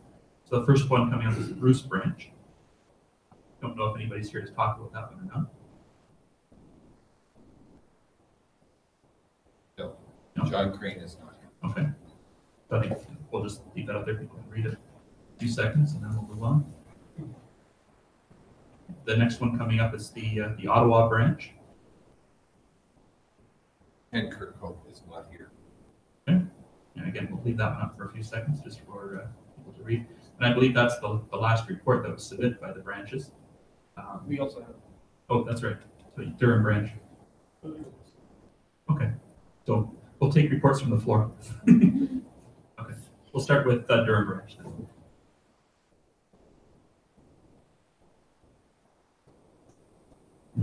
There were 4 events organized by the Durham branch. I don't think there's a slide. Lunch and learn events. Dr. David Novak talked about Fukushima, his experience on site at Fukushima, at Pickering and Darlington. One was inside the protected area, one was building accessible to the public as well. Very well attended and introduced by senior executives at OPG. Regretted Dr. Dan Melody also presented twice on fast reactors. Once again, we tried to facilitate access to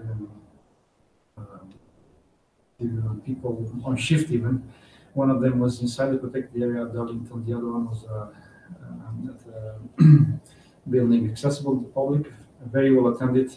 However, the subject was a bit complex for the audience, the fast reactors.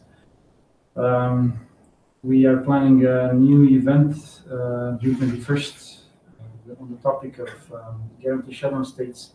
This is closer to the interest of people at the stations. June 21st again. And planning is in progress for other events in the last 2 quarters. We're also planning a branch dinner in the 3rd week of November, and we may decide on a title like a small modular dinner. And the last thing I want to mention is Jacques Plourde was very active. In fact, the 4 events from last year were organized by him. And he developed this very good relationship with senior executives at PG, and he's been very active. He's the co-chair. Nick Preston is also the co-chair. Ron already mentioned a lot about the student job fair. I have a full report here if anybody wants to see. There was a poll afterwards for the employers and for the students. 34 organizations showed up, 9 of which were institutions like UIT and others. The proposal is to have this on a rotating basis, and we don't really have to match a university with a college. We can do it separately. The main observation was that we should have it in the afternoon, and not necessarily in November when the midterms are pressing the students, and not on a Saturday. The employers or the staff representing the various employers would prefer a work day, 3 to 8 p.m., something like this. And we can have one at McMaster University, for example, a separate one at Mohawk College if they don't get together. So I have a full range of lessons learned. So they did very well with an 8-page report, and it's accessible. Thank you. Thank you. For the Western Branch next.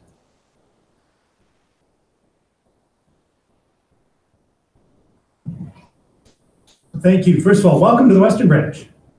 I should say that first and foremost, as well as being Treaty 6 territory and the homeland of the Métis. So welcome to Saskatchewan. I'll put this down because I knock it over. Great to see some of our branch members here as well, participating in person for the AGM. Very shortly, the branch, of course, is big. My co-chair, David Malcolm, who's not with us today, is based in Inuvik. And we have members of the executive from Saskatchewan, Alberta, BC as well. So we're pretty big. We have 2 chapters. We decided to start setting up basically local subunits of the branch, one in Calgary, one in Saskatoon. The one in Calgary, I think, both in Calgary and Saskatoon met twice this year. We're very involved in outreach activities, including Nuclear Science Week, with activities in Calgary and in Saskatoon, including we worked with the Fedoric Center and with the Joseph Strain Graduate School of Public Policy on an event called the Nuclear Coffee Break, actually, and Innovation Place in Saskatoon, where we had basically everyone from Saskatoon or area who were involved in nuclear things show up for coffee. So it was very successful. That night also we had a science pub, with guest speaker Kirsty Gogan, who's a Chief Executive Officer of Energy for Humanity, which is a UK non-governmental organization focused on getting nuclear into the conversation about sustainability and climate change. We then also had members giving presentations in Saskatoon, Calgary, as well as to some of the NWMO host communities in Northern Ontario. So we've been very active as a result of that. That's it. Thank you.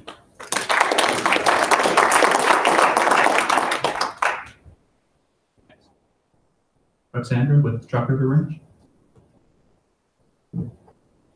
So since our branch chair, Andrew Morelli, couldn't be here, I just want to give you a little bit of a highlight of what the branch has been doing in the past year. We've been, as always, running our own talks, but one thing that we found very efficient and well appreciated by the local membership and the general public is to do talks in collaboration with various other groups. So we've been running talks with the PEO, we've been running talks with Women in Nuclear. There's a new chapter at CNL that just got started for North American Young Generation in Nuclear, and we've already been approaching them to do some events together. So doing stuff with other groups and organizations, I think it echoes a lot of the intersocietal mandates that the CNS has as well, and our membership, local membership, is very appreciative of that as well.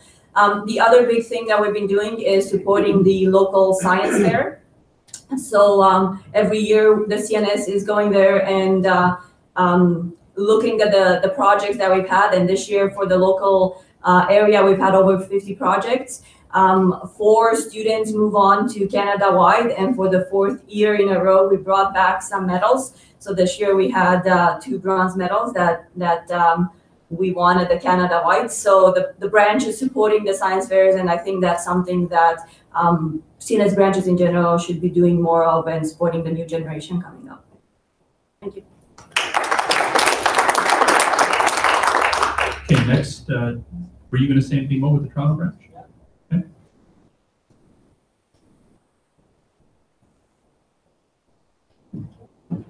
Hello, everyone. For those of you who don't know me, my name is Mo. It was late last year that I was assigned to Toronto branch here, so I guess I don't get the full 2 minutes. Take which But we had a couple of events last year. We had our president hosted in Toronto branch, and I can tell you he's not good in playing ping pong or pool. So, but it was a fun night, and we had lots of good response from our members. This year, our focus was in getting more involved with universities and having events that are co-hosted with both organization, and very good. We have received a very good response from universities. I had a couple of events, visits to McMaster nuclear power plant, and nuclear reactor, and OPG mock-up reactor, and those was almost fully funded by universities, but it was a CNS event. I think this is good if we can do it in all branches to get some sort of a sponsorship and money from other organizations and universities. Plus, that I go to them and I see that they're really willing to do that. Thank you very much.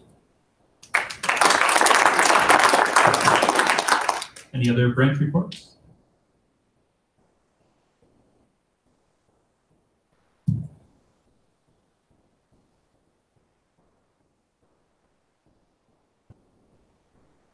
My name is Raj Chetri. I'm representing the Sheldon Park branch on behalf of Dr. Raj Jain, who is the chair of that branch. Last year, we had a number of seminars and educational activities. The seminars included presentation by Derek Mullen in September on Pointer Pro tsunami hazard assessment, presentation by Ms. Alice Gardner in November on UK's nuclear industry landscape, a UK Nuclear Institute perspective. There were two presentations by Dr. Nick Popov, also in November. First was on Jumini educational and R&D programs. The second one was on large break LOGA event, Canadian industry approaches. Presentation by Dr. Peter Ortensmeyer in December on fast neutrons, the genesis of nuclear power, the future of nuclear. And we had a recently presentation by Stephen Yu in May on history of CANDU reactor product developments. And I should also say that we also had scheduled a presentation by Dr. Dan Manili, but for reasons known to all of you, it did not work out. Educational activities, there were 3 of them, consisted of participation at the Peel Region Science Fair 2018. As special judge, 3 projects were awarded the special CNS award, and tour to the McMaster Nuclear Research and Manufacturing Research Institute in May. And the last activity was the Volunteer Appreciation Night in December 2017. Thank you. Any other branch reports?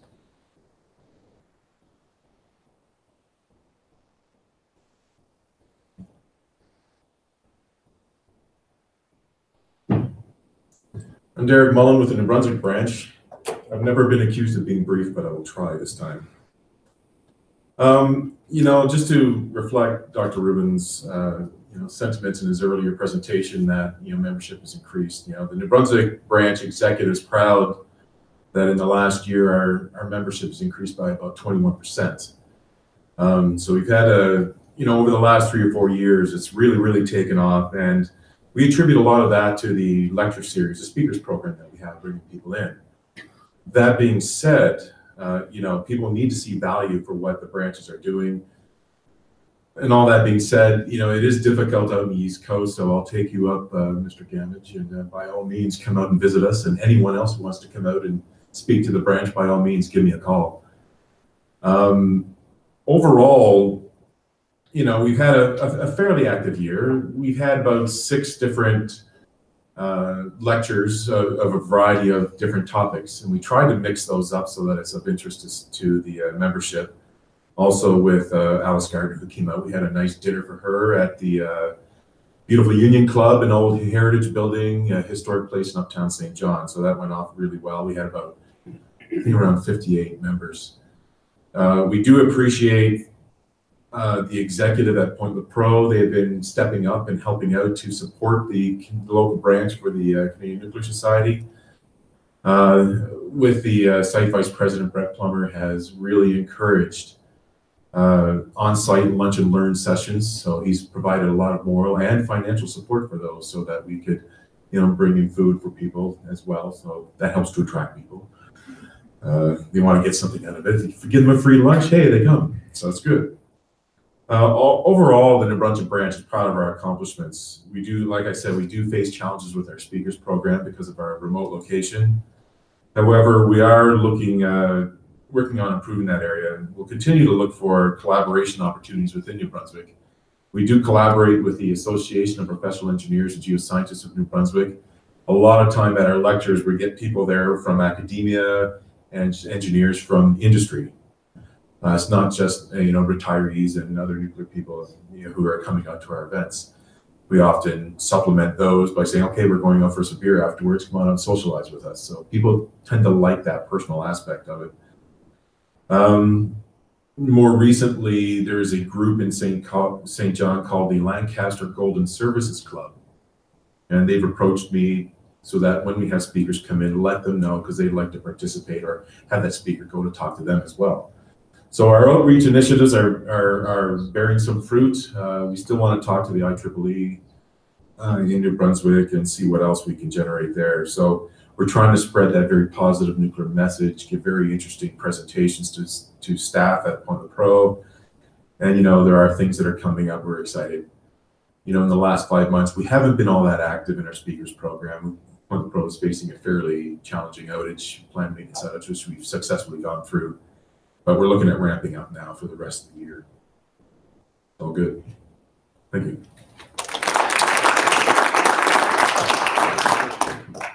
Any other branch reports? I believe the only one left is Golden Horseshoe, I believe. I know they're here, but they're not here. So, okay, I think that's it for branch reports then. Next on our agenda, the only things remaining on the agenda at the moment is the agenda items for election of council and officers and the closing remarks.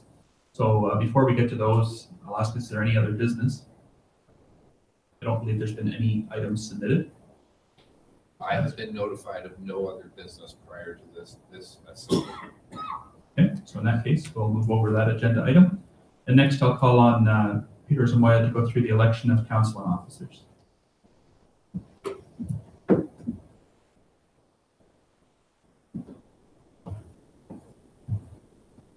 Thank you.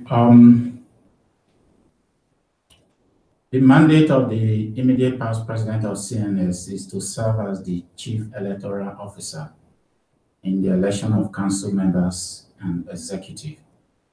And that I did with the help of all other past presidents. Some of them are here, some are not. So, these are the members of the committee. Everybody you see there is a past president, except for Daniel Gamage that will become past president in the next few minutes. These are not all the living past presidents, but these are the ones that participated in our electoral process. And we were supported by Bob O'Sullivan, who is the CNS office manager, and Liz Marconacci. She's supposed to be here, but I don't know if she's not here, who served as a scrutinizer. Now, this is the process that we followed in the election. First, we have to, as we all know, it was an electronic election. We have to use a third party for that, which is the election body. And Adrian has been very good at that, and he helped us to set it up.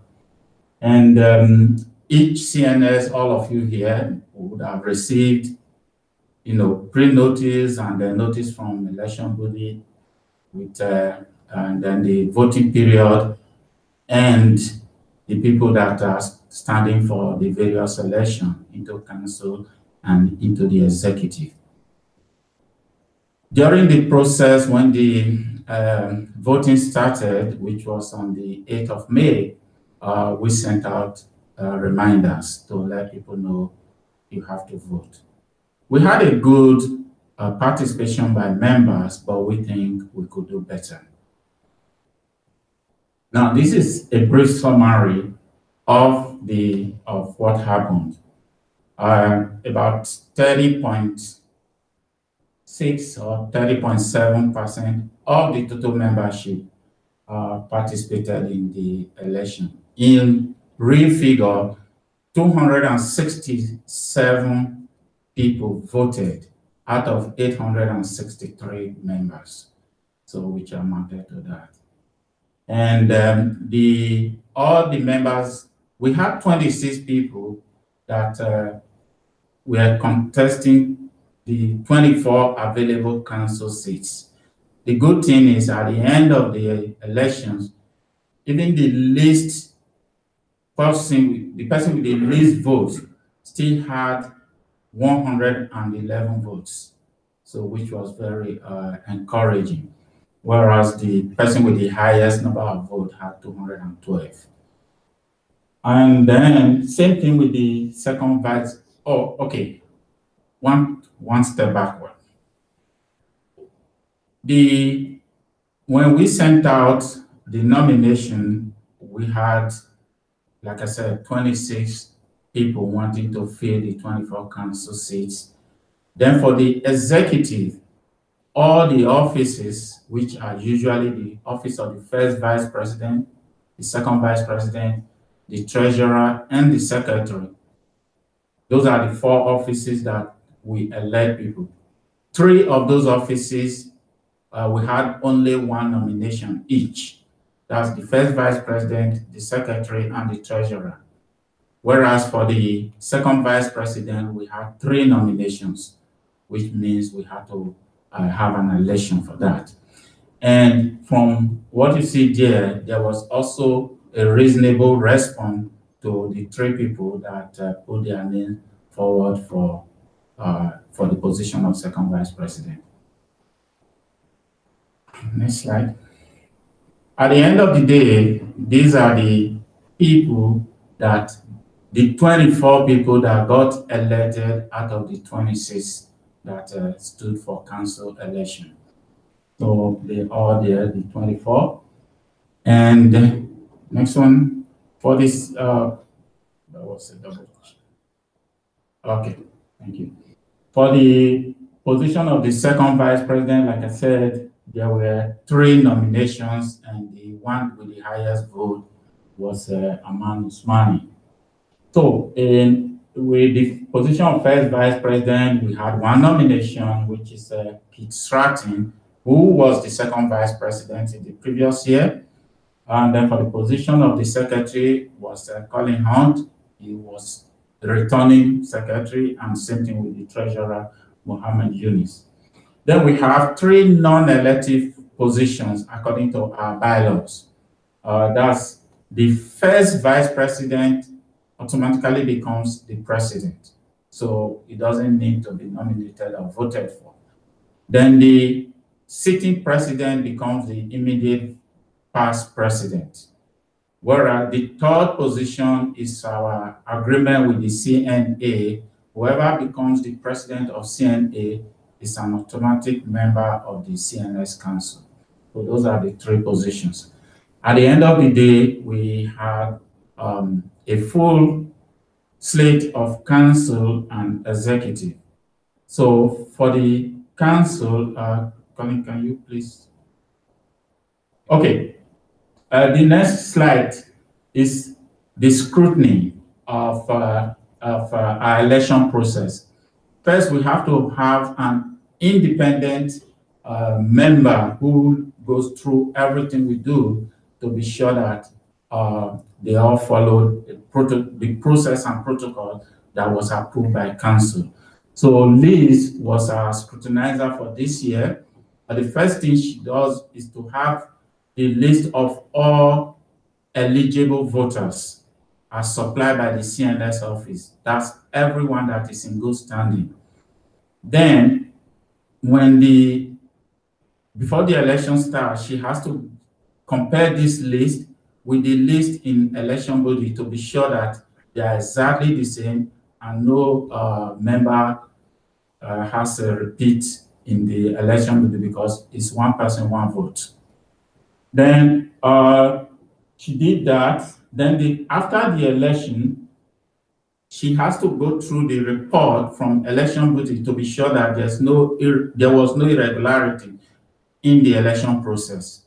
So she also did that and sent us a report that there was really no irregularity that she could find from what she did and the report from election body.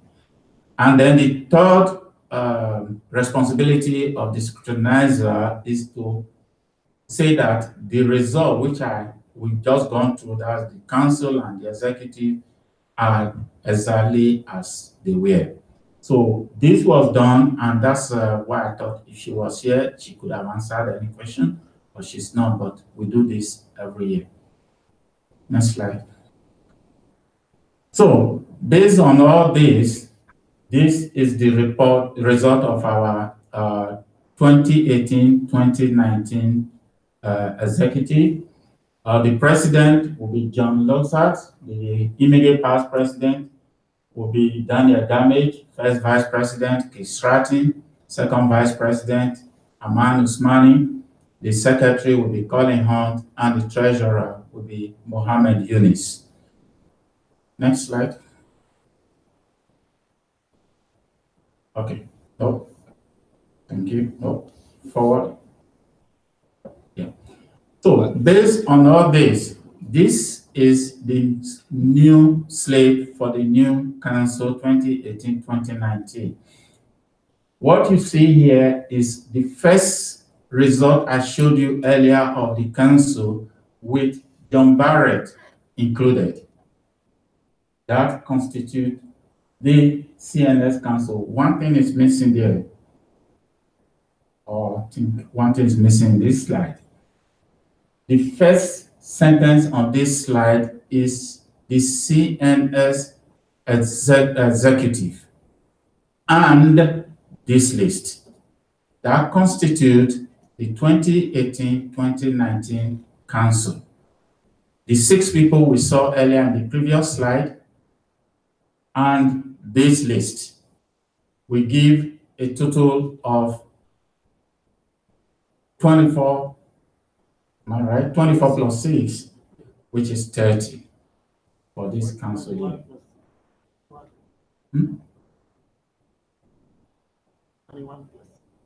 21 plus 6. Yeah, 24. Yeah, that's correct.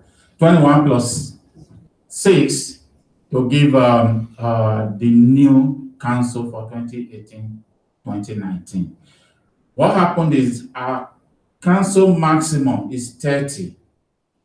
Each year, the city council decide how many people will be in the next year's council.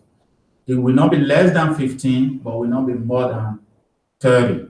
So the sitting council this year voted that there will be 27 people for this coming council. And that's why we had 24 people elected, added to the 3 non-elected positions to make a total of 27. So what we have here is the council. When we add the 6 members of executive, that constitute the 2018-2019 council. So that said,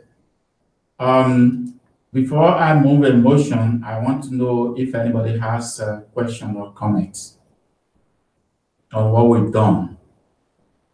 If none, I will want to move that the list of candidates presented and this motion, can you go back, please? This list of candidates, in addition to the 6 in the executive list, be confirmed as members of council for 2018-2019. That's a motion. Okay, any questions on that motion? No? We have a seconder for that motion? I'll second that. Okay. Any further questions or discussion before we go for a vote? Question? Let me just say that election buddy process was painless. It was very good. Thank you. And it cost us very little. Yeah. I think just about $90 US. Yes, to conduct the whole election. Any other questions, comments? No? Okay, with that, we'll take the vote then. So all in favor of the motion?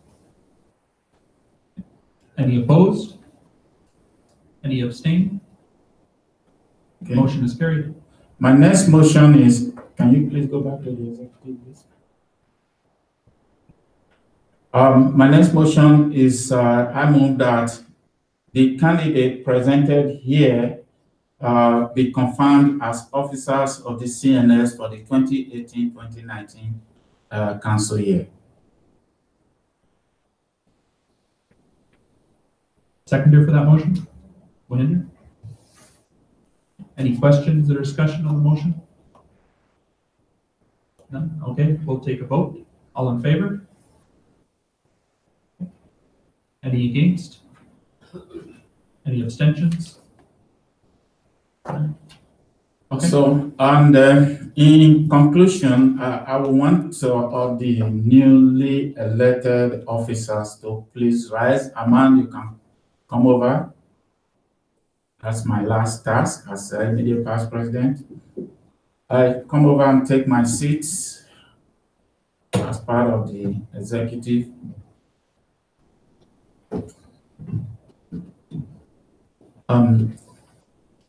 Ladies and gentlemen, this is your new executive for the 2018-2019 council year. I want to use this opportunity to appeal to all of you to please participate in the election process. When I mean election process, not just the voting, including bringing yourself forward to serve either in the council or in the executive. If we have new faces in the council each year, it helps to move the system forward. Thank you very much. Please.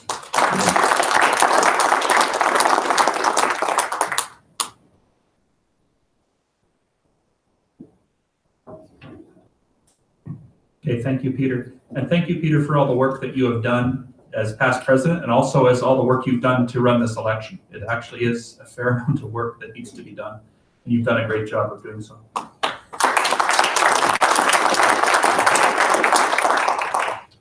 Okay, so my first act as past president is to call on Dr. John Loxett to deliver his incoming marks as president. I'd like to present your new president of the CNS, Dr. John Loxett.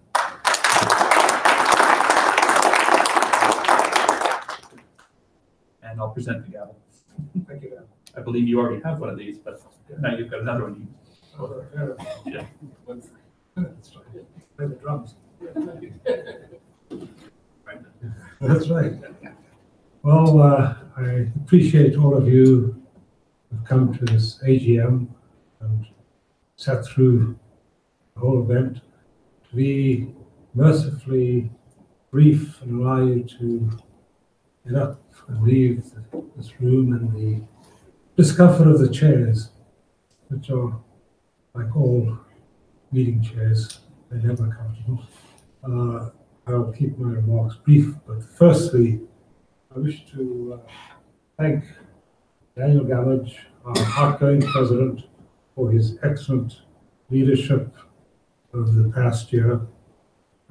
He has faced a number of challenges, both within the governance side as well as personal, and he has managed to be there when we needed him. So Daniel, if you would come up, I have a little thing to give you.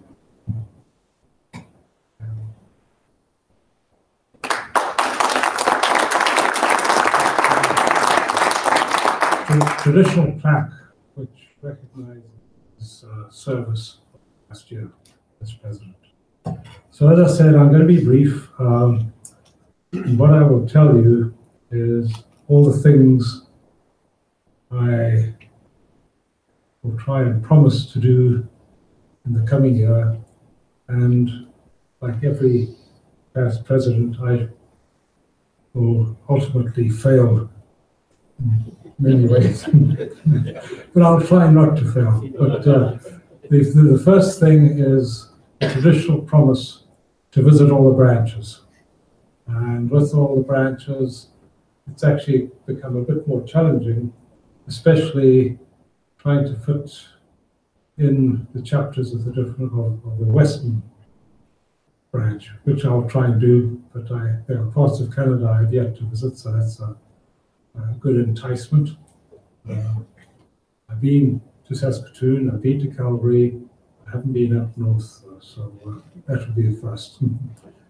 The other thing I would like to promise, and we will work together with the incoming council, is to basically do, if you wish, a revamping of our governance. The council should, in my opinion, function a bit like a board of a corporation.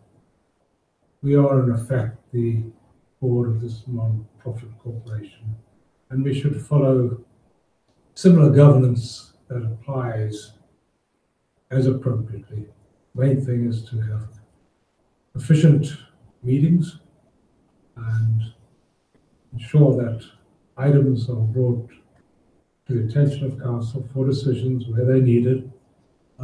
There is an issue I think we need to look at with regard to financial administration. We can streamline that, and I am proposing that Daniel, our outgoing president and our past president, will chair a special committee to basically incorporate some of the lessons that we've been learning over the last couple of years and see what we can do to enhance the financial administration so that it is more efficient. We can get checks out to people much more rapidly, things like that. But basically, it's for the benefit of the members.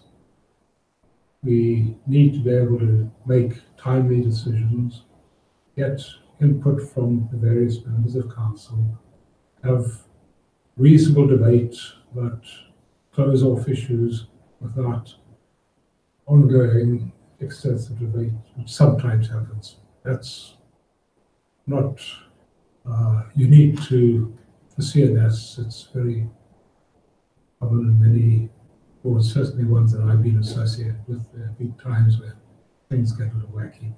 So the third item that I will make a promise, and I'll try to keep it, is that not only will I visit the branches, but I will work with the membership committee to increase membership. We have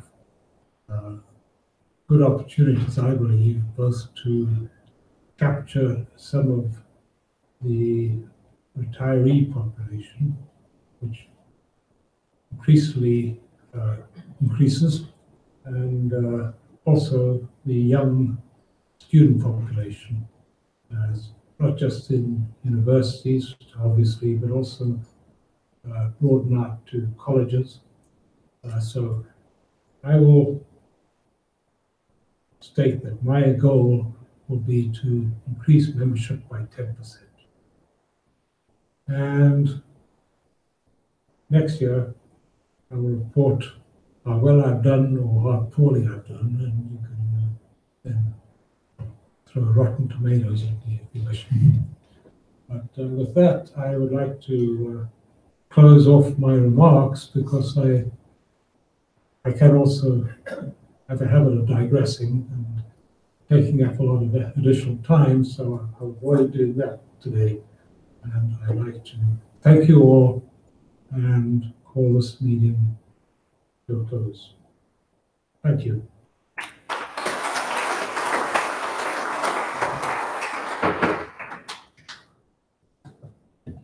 It works.